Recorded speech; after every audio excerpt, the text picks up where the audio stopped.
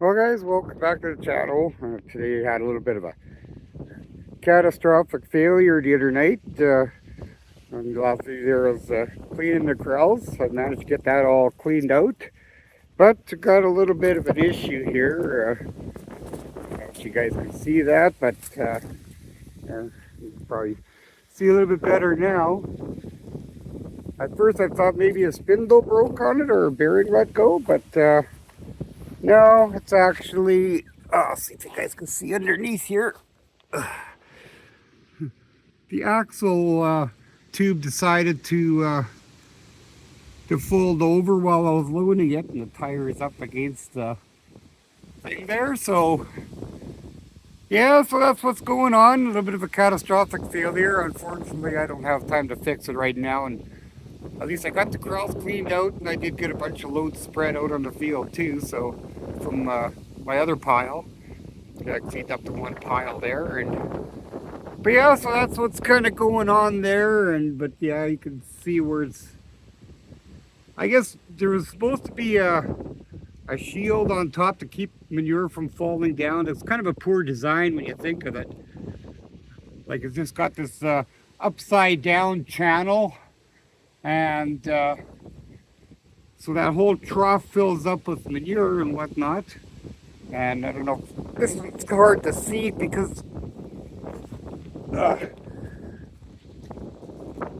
see if you can see a little bit better on this side here. But you can see on top there's supposed to be a shield, but it's all hollow inside. And so yeah, it fills up with manure and water and whatnot. And so apparently, so it finally rotted out, and I'm thinking this side here is not too far behind on it. But yeah, a little shield, you can see there's actually, I don't know if you guys can actually see that.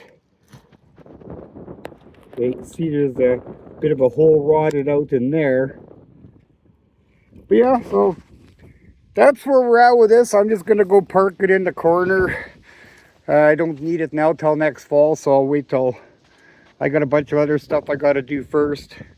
That's more pressing than this, but yeah, it's kind of, so I managed to, I was actually loading the thing up, and I put in the first bucket in, put the second bucket in, and all of a sudden when I went, dropped the third bucket in, and all of a sudden I noticed the wheel started to fold in.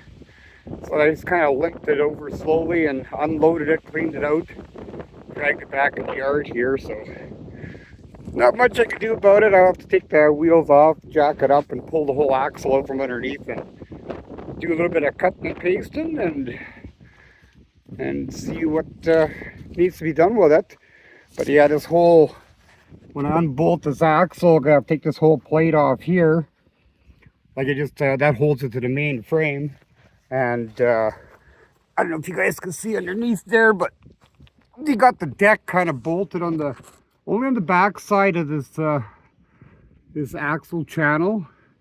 So I'm gonna have to figure out something. I'll have to probably cut some pieces out and get it straightened out, weld in fish plate some. And it's only 1/8 inch thick stuff. It's not very thick, maybe 3/16. So it's not very heavy to begin with, and you got to figure this thing's an early 70s model. But yeah, it was kind of, wasn't a surprise, but it was kind of a little bit of a shocker. All of a sudden the thing decided to let go. That I didn't expect that, but what do?